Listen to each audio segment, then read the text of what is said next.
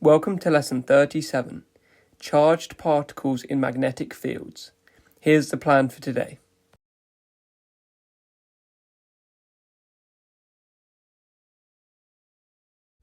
Let's derive this rather than just quoting it.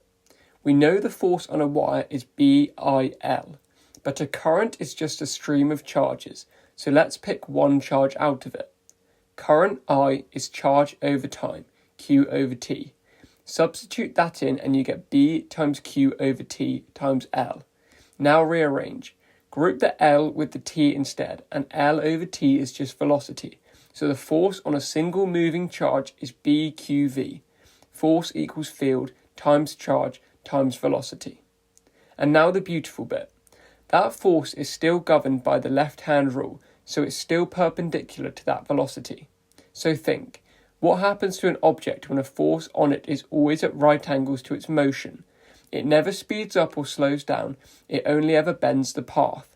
And a constant force, always perpendicular, always bending, is exactly circular motion, straight out of lesson 21. So a charged particle entering a magnetic field travels in a circle. A quick practical aside is the Hall probe.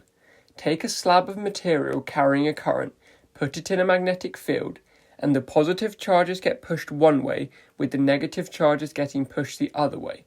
That charge separation creates a measurable voltage across the slab, and the size of that voltage tells you the strength of the field. It's a lovely direct application of this equation.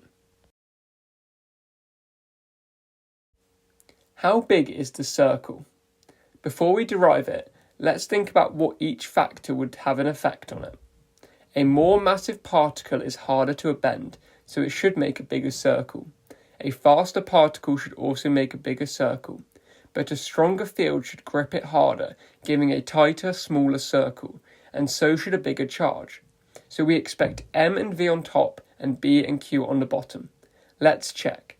The magnetic force provides the centripetal force, so BQV equals MV squared over R. Cancel a V from each side, rearrange, and you get R equals MV over BQ, exactly as predicted. Mass and velocity on top, field and charge on the bottom.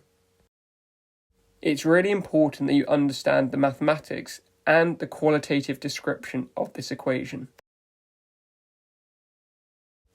Now the first application, the cyclotron, a particle accelerator. It's built from two D-shaped chambers, literally called Ds, sitting inside a magnetic field with a gap between them. Inside each D, the magnetic field bends the proton round in a semicircle. Then, as it crosses the gap, an alternating voltage gives it a kick, speeding it up. It semicircles round the other D, crosses the gap, and gets kicked again. And here's where our equation earns its keep. Every kick raises V, and since R equals MV over BQ, a bigger V means a bigger R.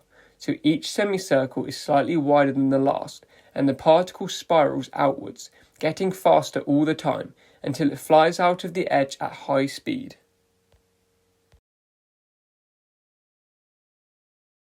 The second application is the mass spectrometer. Remember specific charge, all the way back in lesson 1. Charge over mass. This machine measures it by seeing how sharply a particle curves in a strong field. From R equals MV over BQ, the radius tells you Q over M. But there's a problem, and you can see it right there in the equation. The radius also depends on V.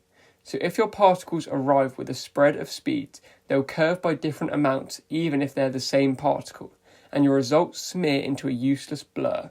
How can we fix this? We can do this by selecting only particles with a specific velocity. That's the job of a velocity selector. It's an elegant piece of design. You set up an electric field and a magnetic field perpendicular to each other, arranged so that the electric force pushes the particle one way and the magnetic force pushes it the other. Now the electric force, QE, doesn't depend on speed, but the magnetic force, BQV, does. So for one specific speed, and only one, the two forces balance exactly, and the particle sails straight through the pinhole undeflected. Anything faster or slower gets pushed off course and blocked. Set QE equal to BQV and you find that speed. V equals E over B. So the selector filters out a single clean speed and only then do the particles enter the main field, where now, with V fixed, the radius depends purely on specific charge, clearly separated and measurable. That's the end of the video. Next time we reverse everything. Instead of using a current to get motion, we'll use motion to get a current in electromagnetic induction. Thanks for watching and check out my tutoring page below.